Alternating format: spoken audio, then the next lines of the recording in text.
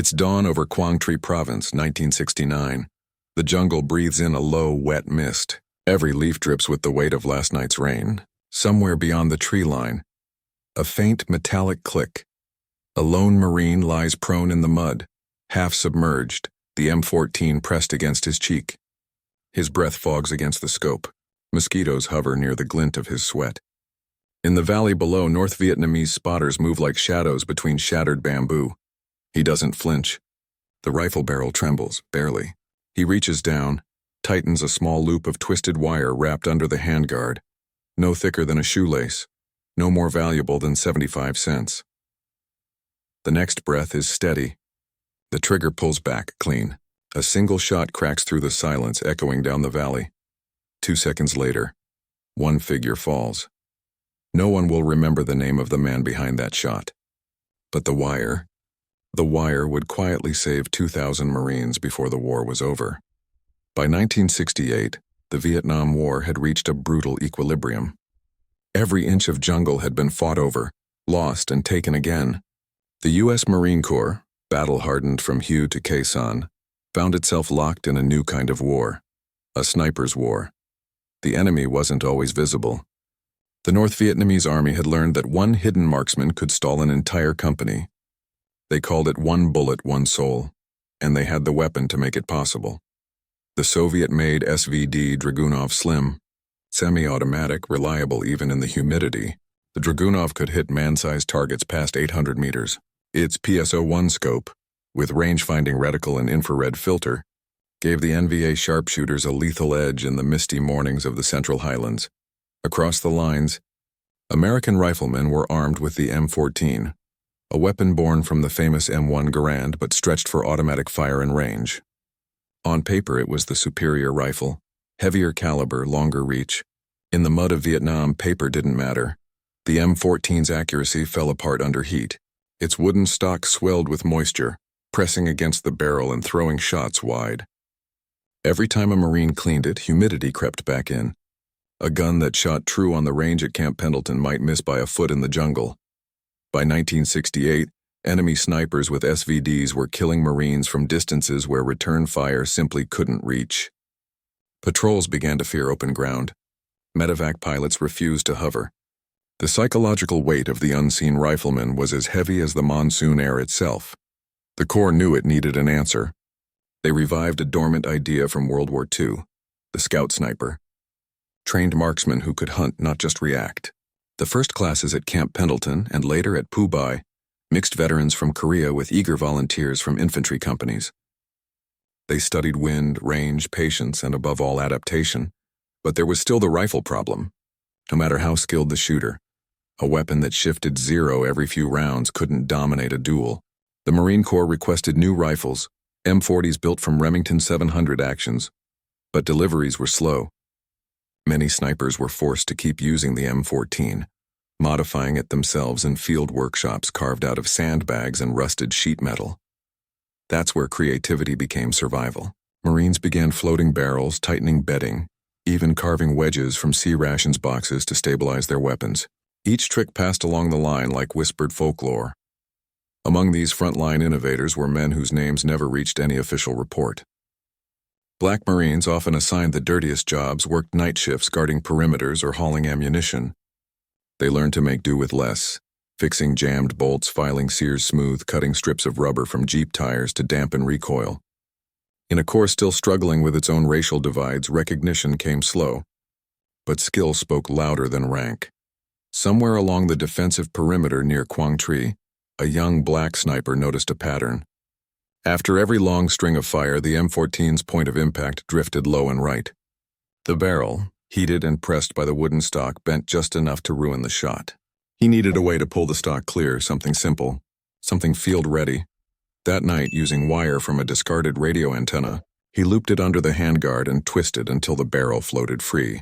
The fix cost less than a cup of coffee at Da Nang Air Base and transformed the rifle's behavior. The next morning, his shots grouped tight again. The rifle sang straight through the fog. Word spread quietly through his platoon, then outward. The wire trick. It wasn't official doctrine. No manual mentioned it, but when supply couldn't keep up, ingenuity filled the gap. and in the shadowed jungles of northern Vietnam, where distance often decided who lived to see another dawn, that improvised wire began to tip the balance. Because for the Marines, survival was no longer about who fired first. It was about who could still hit when the rifles started to steam. The United States Marine Corps entered Vietnam with pride built on decades of discipline and tradition. But tradition can be a double-edged sword. By 1969, the Corps was fighting two wars, one in the jungle and one within itself. Inside the barracks, America's social fractures bled into military life. Civil rights headlines from home echoed through the ranks. Integration was law, but equality was still a struggle. Black Marines served on the same lines, bled on the same ground, yet rarely saw their stories recorded. Their courage often vanished into the paperwork of unit effectiveness. Still, they carried a quiet determination to prove through skill what the system refused to see. And in the sniper's world, skill was everything. No politics, no speeches, only the truth of the shot. At Camp Pendleton and later in country at Phu Bai, the Scout Sniper program demanded perfection. Recruits learned to read mirage through a scope, to gauge wind by the flick of elephant grass, to move slower than breathing. They studied anatomy charts and ballistics tables side by side, because understanding the human target meant understanding how to end a firefight before it began. The M14 remained their workhorse. Many rifles came straight from infantry issue, scratched, warped, often unreliable. Marine armorers tried every solution: fiberglass stocks, new bedding compounds, even hand-lapped barrels. But in the field, logistics lagged behind need. A sniper could wait months for a new stock while facing NVA marksmen equipped with factory-fresh SVDs smuggled through Laos. The gap between theory and survival widened, so the field adapted. Marines became mechanics, carpenters, and scientists all at once, learning that the difference between a marksman and a dead man might be a millimeter of wood or an ounce of tension. The black sniper with the wire had no laboratory, no recognition, only mud, sweat, and instinct. He understood that the M14's long barrel acted like a tuning fork. Each shot set off vibrations, barrel harmonics that shifted point of impact. If you could isolate the barrel from the stock, you could let it sing the same note every time. The wire loop did exactly that. It lifted pressure off the barrel and locked consistency in place. A backyard fix for a battlefield problem. No blueprints, no funding, just a moment of insight born of frustration. When his section leader noticed the tighter grouping, he didn't ask how, he just copied it. Soon dozens of rifles carried that same twist of wire under their handguards. In a war of ambush and attrition, the difference was immediate. Shots that once wandered now struck true across ravines and rice paddies. Enemy snipers who once felt untouchable at 700 meters began falling silent. Reports trickled upward, unofficial, anecdotal, but impossible to ignore. Armorers scribbled notes. Field mod improved 0 retention. Still, no one wrote his name. The Corps loved results but distrusted improvisation. To admit a homemade wire fix worked better than factory design was to admit the system had failed. So the innovation stayed underground, passed by rumor, preserved by habit. For the Marines at the front, that didn't matter. They cared only about the next mission, the next ridge, the next dawn.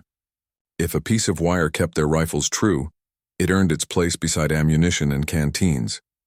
And as those modified M14s began to outshoot the SVDs, something else shifted quietly. Confidence. Snipers once forced to duck and hide began hunting again.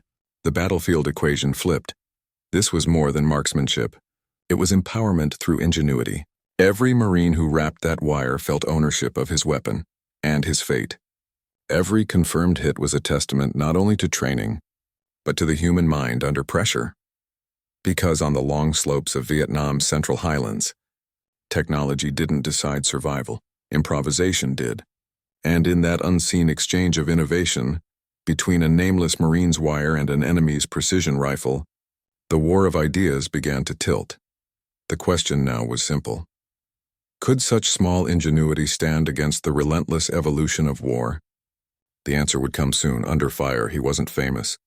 He wasn't even officially recorded. But among his platoon, everyone knew him. They called him Mac, short for McPherson, though some said that wasn't his real name. He came from Baltimore, joined the Marines in '66, and by 21 he'd already buried more friends than birthdays he'd had. He didn't talk much. He just fixed things. Rifles, radios, morale. In a war that chewed up names and left only numbers, men like him were invisible to history.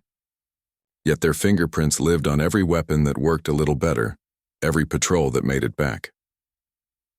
The Black Marines of Vietnam carried 2 fights on their shoulders, one against the enemy, and one against the prejudice that followed them even into combat zones. The Corps taught equality on paper, but barracks told another story. Promotions came slower, assignments harder, but the jungle didn't care about color. Only aim, patience, and courage. Mac learned that the hard way. When his squad leader went down at De Krong, he picked up the M14 and held the ridge for 20 minutes alone. That day he learned that a rifle wasn't just metal, it was memory, it was trust. And if that rifle failed, you failed your brothers. That belief drove his obsession. Every night after patrol, while others slept, he stripped the rifle apart, feeling for flaws, listening for imperfections like a musician tuning a broken instrument. When he found that the stock pressure warped the barrel, the answer came not from manuals but instinct, a loop of wire and a steady hand. That's how history moves sometimes, not with orders, but with intuition. Sniper warfare in Vietnam was unlike any before it. This was not open desert nor ruined city. It was chaos, heat, fog, insects, and echoes that bent sound and vision. Every shot risked giving away position. Every miss invited death. The North Vietnamese had perfected concealment. They moved in pairs, shooter and spotter, using bamboo blinds and spider holes. Their SVD rifles fired the 7.62 Kes 54mm round, powerful, flat shooting, reliable. The PSO-1 scope's rangefinder and mil-dot pattern let them calculate distance even through haze. The U.S. Marines answered with training, patience, and the M14's heavier 7.62 51mm NATO round. But at 600 meters and beyond, the Dragunov's stability gave it an edge. A Marine sniper had to compensate with skill, reading wind off treetops, counting seconds between thunder and echo to estimate range. Every detail mattered. A shift in humidity could push a bullet off target by a full hand's width. Then came the wire modification. By floating the barrel and tightening vibration harmonics, it turned the M14 into a true precision weapon again. Accuracy at 700 meters improved dramatically, recorded by field notes later analyzed at Quantico. Tactically, this changed the tempo of engagements. Marines no longer had to close distance to counter an SVD. They could strike from equal range, controlling the high ground. The psychological reversal was profound. Enemy units that once pinned down patrols found themselves losing spotters first. In jungle warfare, morale was a weapon too. When Marines believed their rifles could outshoot the enemy, their posture changed. Shoulders squared, breath steadied, fear dimmed. A single shot that hit its mark could secure a perimeter for hours. A single miss could cost a platoon. The wire meant fewer misses, and in the calculus of Vietnam's endless patrols, fewer misses meant more lives. On a technical level, the M14 was both masterpiece and problem child. It combined grand reliability with modern firepower, but its wooden stock was a relic of the past. Humidity swelled it. Heat warped it. Every variable shifted its precision. The SVD Dragunov, meanwhile, had been engineered for the opposite: simplicity, synthetic materials, predictable flex. Its lightweight frame and semi-auto action gave Soviet-trained marksmen consistency, shot after shot. American engineers knew the M14's limits, but wartime bureaucracy moved slower than combat. Requests for synthetic stocks, improved glass bedding, and barrel floating systems took months. The wire trick bypassed all of it. It was crude physics, a tension counteracting expansion, a cheap stabilizer against the jungle's chaos. The wire lifted the barrel just enough to float it freely inside the stock, preventing wood pressure from shifting the point of aim. It wasn't new science. Target shooters had long known about barrel harmonics. But this was the first time it had been applied so effectively in combat. What cost defense contractors millions in testing, a single Marine solved with pocket scrap. When ordnance teams later inspected captured rifles and field mods, they were astonished. Reports described consistent accuracy retention and unusual bedding technique. They never learned it came from one man's ingenuity. But in a war where innovation often died under paperwork, the field had beaten the lab. In the long silence between each shot, between invention and recognition, the Marines learned a truth older than the rifles themselves. Technology only matters when someone understands it enough to change it. And soon, that understanding would face its hardest test, when the enemy struck back with precision of their own. Command didn't always like improvisation. In the Marine Corps, the chain of command was sacred, and deviation from issued gear often drew sharp words. But Vietnam tested every rule. By 1969, captains and lieutenants were learning what their men already knew. Nothing standard stays standard for long in the jungle. Field modifications weren't acts of rebellion. They were acts of survival. Yet, when reports of wire-modified M14s reached battalion level, reaction was mixed. Some officers dismissed it as unauthorized tinkering. Others quietly encouraged it. At the sniper schools in Da Nang and Phu Bai, instructors began hearing whispers from returning Marines. Rifles holding zero despite monsoon humidity. Barrel drift reduced. Groups tightening to half MOA at 600 yards. No one could deny the results. Still, it was an uncomfortable truth that the Corps' finest accuracy had come not from Quantico's workshops, but from a muddy trench near Quang Tri. Leadership eventually adapted, ordering experimental bedding procedures for the M14s still in service. But the official memos never mentioned wire. Among the field ranks, respect traveled differently. Word spread of that black sniper who fixed his rifle with scrap. His name wasn't written in the dispatches, but every platoon knew the story. It became legend, a small defiance wrapped in professionalism, proof that ingenuity could outrank hierarchy when bullets started flying. In time, some officers embraced that spirit. They began rewarding initiative instead of punishing it. They realized that leadership in Vietnam wasn't about enforcing manuals, no, it was about trusting the men who had to live inside the fight. That quiet cultural shift, born from a piece of wire, reshaped how Marines thought about adaptation in combat. Innovation became not a privilege but a responsibility. There's something poetic about the simplicity of it. A few inches of wire twisting between steel and sweat, bridging the gap between theory and instinct. It embodied a truth that every soldier eventually learns. Wars are not won by weapons. They're won by minds. Mac didn't know he was redefining ballistics. He just wanted to keep his friends alive. But moral weight hides inside every invention born of necessity. Each improvement means someone once suffered without it. In this case, that wire carried both genius and pain. The frustration of a Marine whose equipment failed him, the quiet dignity of fixing it himself, and the awareness that no one above him would ever give credit. In a war where politics blurred purpose, where young men died for inches of mud, small victories became sacred. A rifle that held zero wasn't just a mechanical triumph. It was a form of faith. Faith that skill still mattered. Faith that the system hadn't forgotten the individual. That's what kept the snipers steady. They didn't fight for ideology. They fought for each other. Every shot was a promise that someone on that ridge or in that convoy would make it home. And if all it took to fulfill that promise was a twist of wire, then morality found its meaning not in grand speeches, but in the quiet courage to innovate. To the North Vietnamese army, the Dragunov sniper was a symbol of modern Soviet precision. They trained carefully, often with Soviet advisors, teaching recruits how to stalk, range, and exfiltrate unseen. Their doctrine valued patience above glory, one bullet, one soldier. For months, these sharpshooters ruled the high ground. Their long-range fire dominated river crossings and jungle trails. Then suddenly, something changed. Reports from NVA field units began noting unusual effectiveness from Marine counter-snipers. Their rifles hit faster, truer. Engagement distances extended beyond the old safe zones.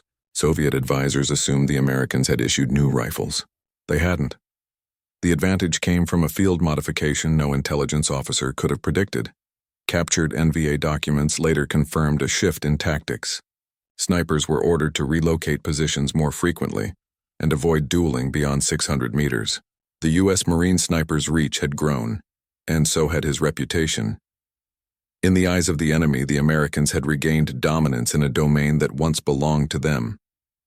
But behind that dominance was no new doctrine, no new funding, Just a single man's resolve and a wire twisted under his rifle's stock. Even the enemy respected that kind of ingenuity. Because in every war, innovation is universal language, the code spoken between survivors. And so, as both sides adapted and counter-adapted, the stage was set for confrontation, the moment when theory and fieldcraft would collide under the crushing pressure of battle. The sniper's duel that followed would prove just how far one idea could reach when lives hung in the balance. It was the dry season of 1970, near the Laotian border, Operation Dewey Canyon. The 9th Marine Regiment had pushed deep into enemy territory, carving narrow fire bases out of steep jungle ridges. Supplies came by helicopter. Everything else was carried on shoulders and faith. Sniper teams worked ahead of the infantry, ghosts in the hills. Mac was one of them. He and his spotter, a quiet kid from Nebraska named Harlow, had been tasked with overwatch for an advancing company near Hill 512. Intel warned of North Vietnamese regulars and something worse, a veteran sniper team with confirmed kills on Marines the week before. By dawn, fog draped the valley like breath on glass. Mac and Harlow lay flat on a slope of red clay, half concealed by elephant grass, rifles trained across a kilometer of open terrain. They waited. They listened. Through the M14's unertlescope, Mac watched a ridgeline shadow shift, a flash of sunlight off glass. Scope glint. Enemy. He froze. The rangefinder dial spun under his thumb. 800 meters, far beyond where the M14 had once been trusted. The SVD fired first. A supersonic hiss, a thud of dirt inches from Harlow's arm. The Dragunov's counterfire came again. I'm fast, precise, confident. Mac exhaled slow, his heart steady, eyes steady. He didn't blink. He didn't flinch. He adjusted elevation, feeling the faint vibration of the barrel and the tension of the wire loop beneath it. Holding the rifle's song in tune, he whispered, "Wind left, half value." Harlow nodded, spotting through binoculars. Another shot cracked from the ridge. This one closer. Mac centered the reticle, compensating for wind and distance. He squeezed. The M14 barked, deeper, heavier than the Dragunov's lighter tone. A pause. Then a faint, distant figure folded sideways, motionless. Silence swallowed the ridge. For minutes, nothing moved. Then movement again, the NVA spotter dragging his partner down a trench. Mac fired again. Missed by inches, adjusted, fired once more. The second man fell. Harlow whispered, "Got both." Mac stayed still. The smell of cordite mixed with damp leaves. His cheek pressed against the rifle, the wire warm from barrel heat. That wire had held the barrel true through the full fight. No drift, no wobble, no loss of zero. The first Marine sniper victory at over 800 meters in that sector. Recorded, logged, verified. A shot most M14s could never hold, achieved by a modification worth less than $1. Within hours, word spread through the valley. The patrol advanced safely. Not a single Marine hit crossing that open ground. Command logged it as enemy sniper team neutralized. The details, the wire, the innovation, the man, were never written. But among the snipers, it became gospel.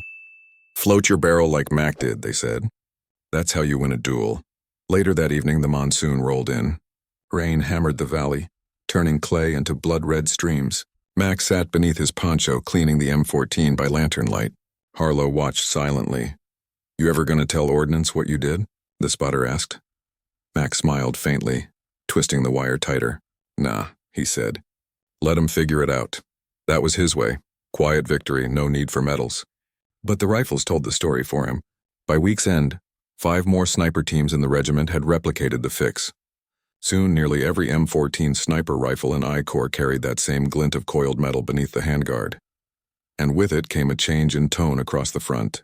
Reports from enemy units noted increased American counter-sniper effectiveness. For the first time since the SVD entered the war, NVA marksmen were being outranged.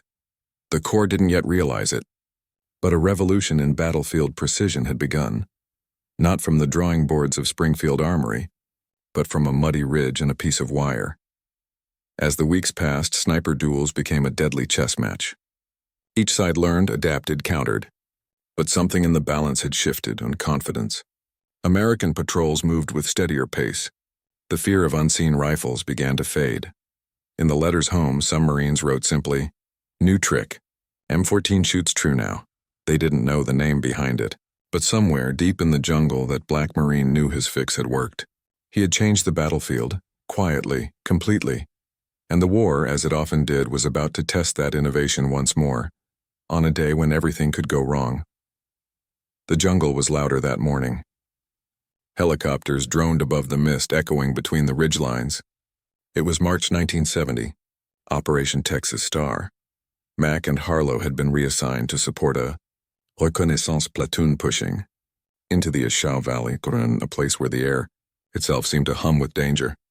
The Ashau was a funnel of death, steep terrain, low clouds, and trails crawling with NVA supply columns. Every ridge had eyes. Every shadow could shoot back. By midday, the recon platoon had reached an abandoned NVA bunker complex. Empty ration tins, charred sandals, a few spent cartridges scattered in the dirt. Mac scanned the valley below, too quiet. He knew that kind of quiet. It meant something was waiting. Then the jungle erupted. Mortars first. 3 impacts in tight succession. Tree branches shattered overhead, showering them with splinters and clay. Automatic fire tore through the underbrush, tracers slicing orange streaks through the fog. Contact front.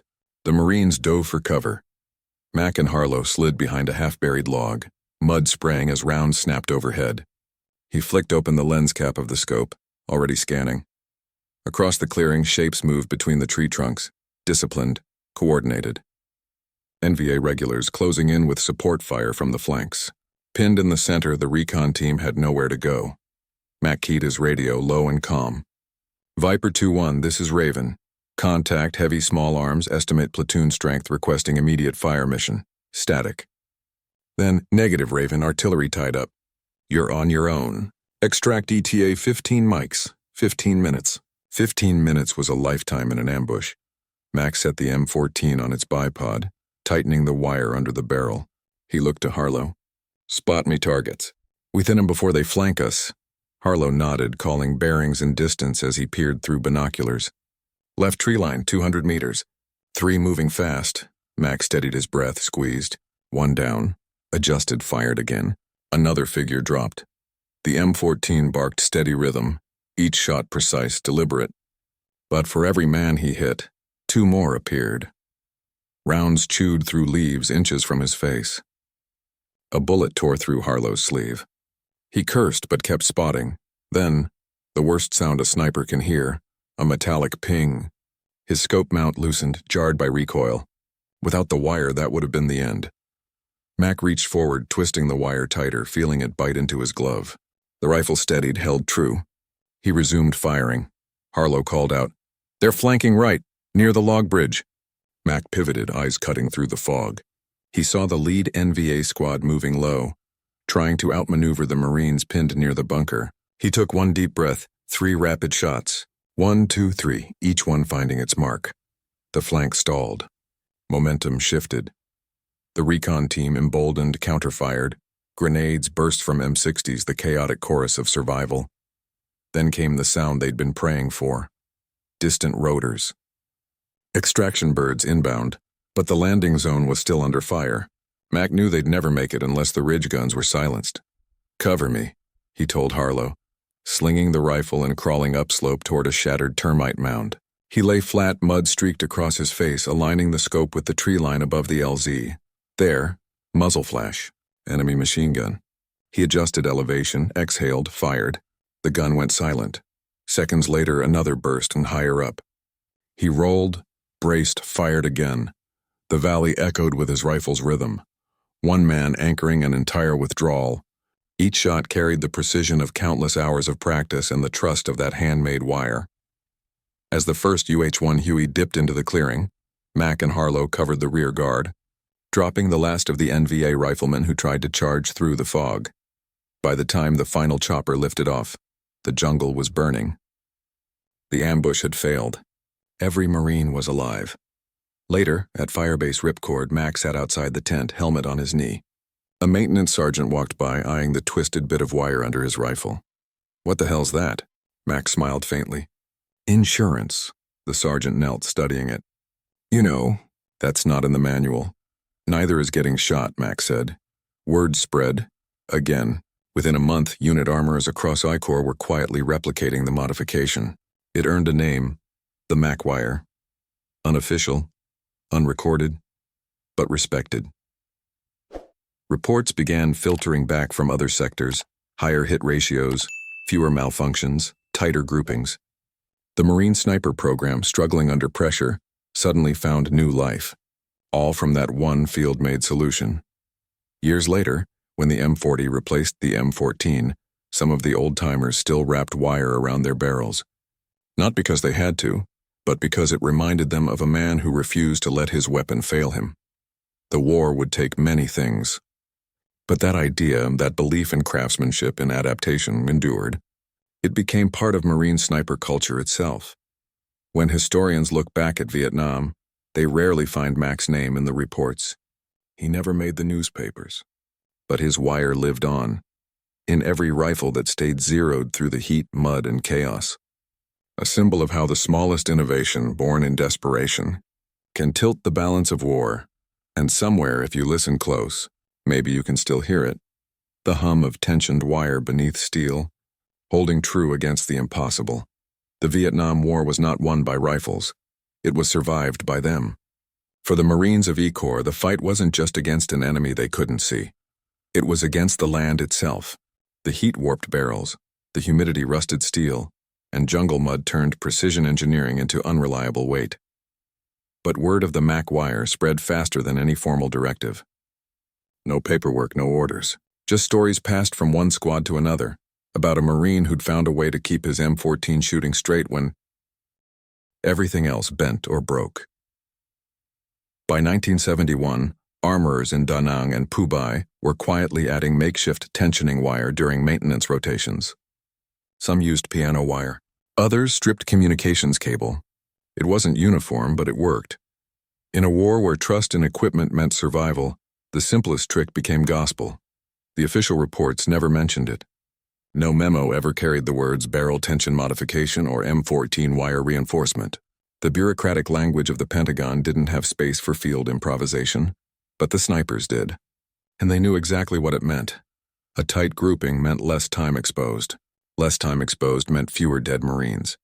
By late 1971, Marine rifle units operating around Khe Sanh and Camp Carroll recorded noticeable improvements in hit probability at ranges beyond 600 meters, even without access to the newer M40 systems. Unofficially, the reason was known. Field-modified M14's instructors at the 1st Marine Division Scout Sniper School began mentioning barrel harmonics, more often in training debriefs. It wasn't about the wire anymore, but it was about the principle behind it. Control the vibration. Control the shot. The M14 was eventually phased out for the M16 and later precision rifles. But for those who served in the thick of Vietnam, the M14 was more than a weapon. It was a partner. It kicked hard, weighed heavy, and punished poor aim. Yet in the right hands with the right balance, it could dominate the field. When the first M40A1s arrived in the early 1970s, many snipers still wrapped wire or paracord beneath the stock, claiming it steadied their zero. No manual said so, but every veteran who'd walked out of the jungle alive swore by it. Some things aren't written in doctrine, they're written in blood and mud. After the war, men like Harlow returned home to a country that didn't ask questions about what they'd seen. The jungles were gone. The rifles were gone. But habits remained. At civilian shooting ranges, you could sometimes spot an old Marine tightening a bit of wire under his stock before sighting in. A quiet ritual, a tribute to a forgotten field fix that once kept him breathing. No one needed to ask where it came from. Among armorers, the story lingered. A whispered legend of a black Marine sniper whose 75-cent idea saved thousands. No rank, no award, just respect. And in a strange way, that respect outlasted everything else. It wasn't about who invented it or where it started. It was about the Marine Corps' oldest truth. Adapt, overcome, survive. When the war ended in 1975, official evaluations of small arms performance showed mixed results.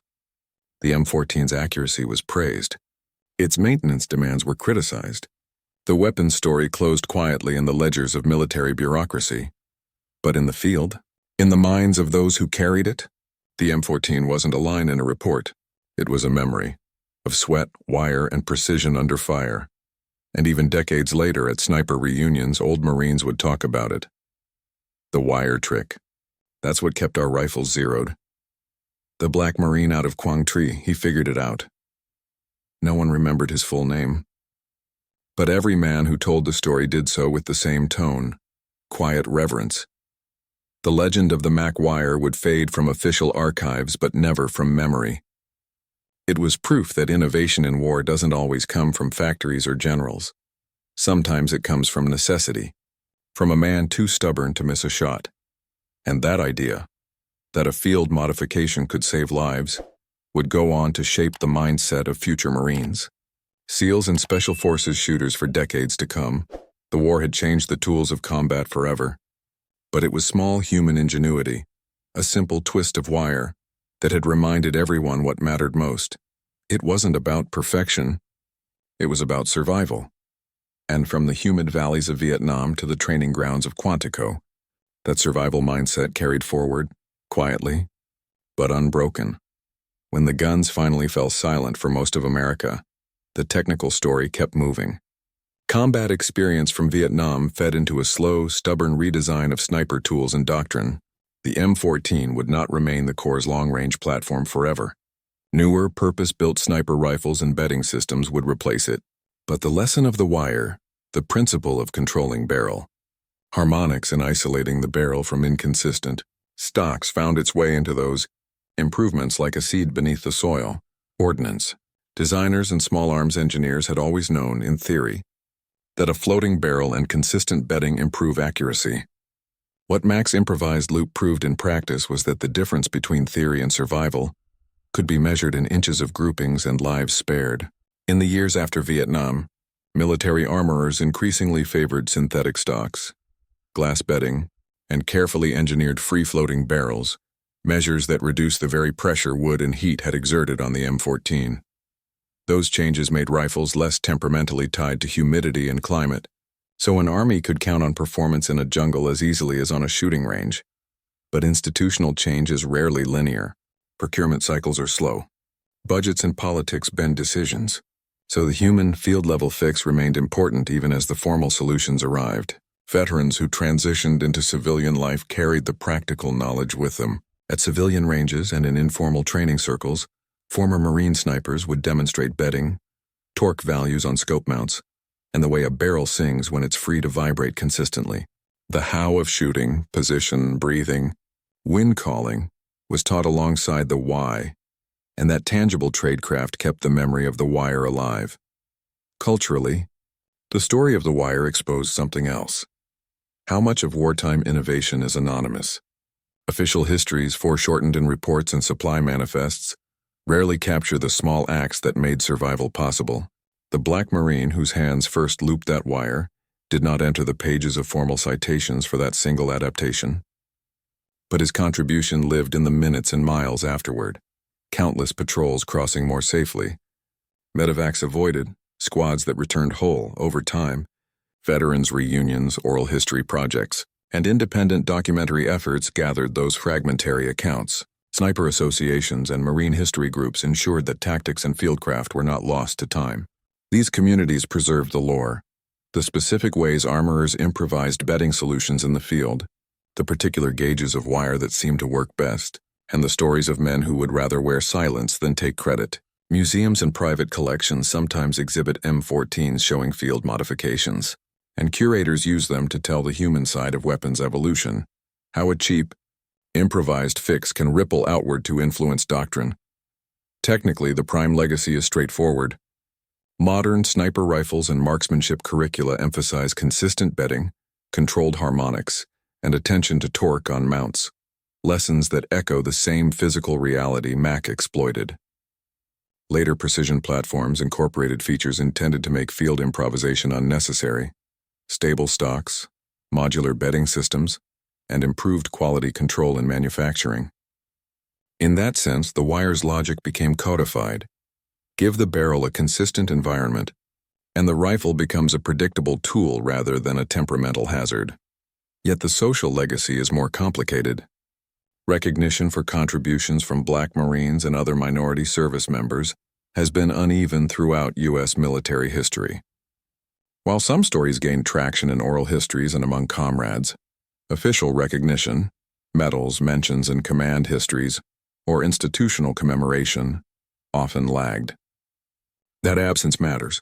It shapes which stories enter the public record and which remain whispered testimony in mess halls and reunions.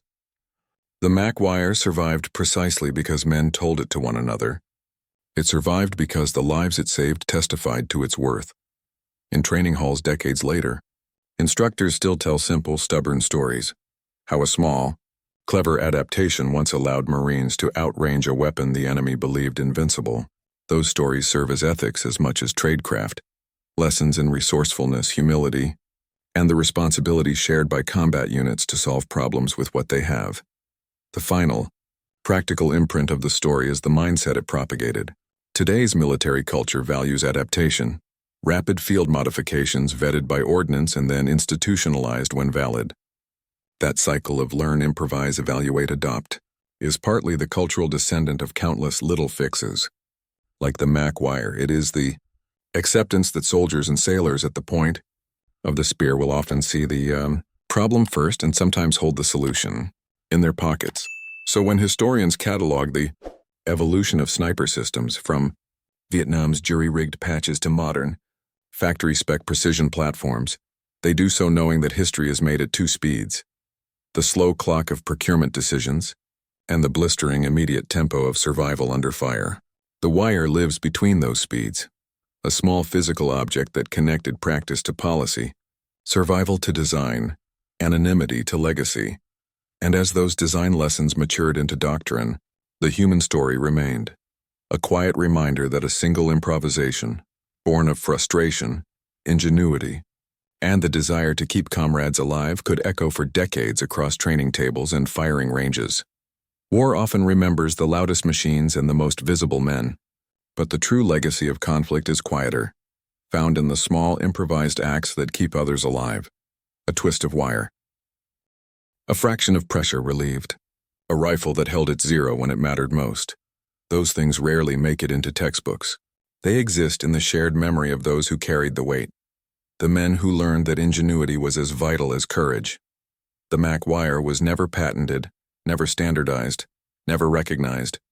Yet its spirit lives in every soldier who refuses to let circumstance dictate outcome. It represents the soul of adaptation, that invisible bridge between problem and solution, forged not in laboratories but in the dirt and chaos of battle. When modern Marines disassemble their rifles, torque each screw, and inspect bedding fit, they follow a lineage built on lessons paid for in sweat and fear. Every detail checked, every ounce of precision verified. All echo the same truth Mac once proved in silence. That mastery isn't about perfect tools, but about perfect understanding.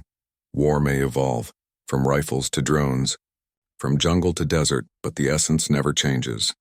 Somewhere someone will still improvise, still adapt, still find a way to make imperfect tools work in impossible conditions. And when they do, they'll carry forward the same quiet promise that a single act of human ingenuity, no matter how small, can alter the rhythm of history.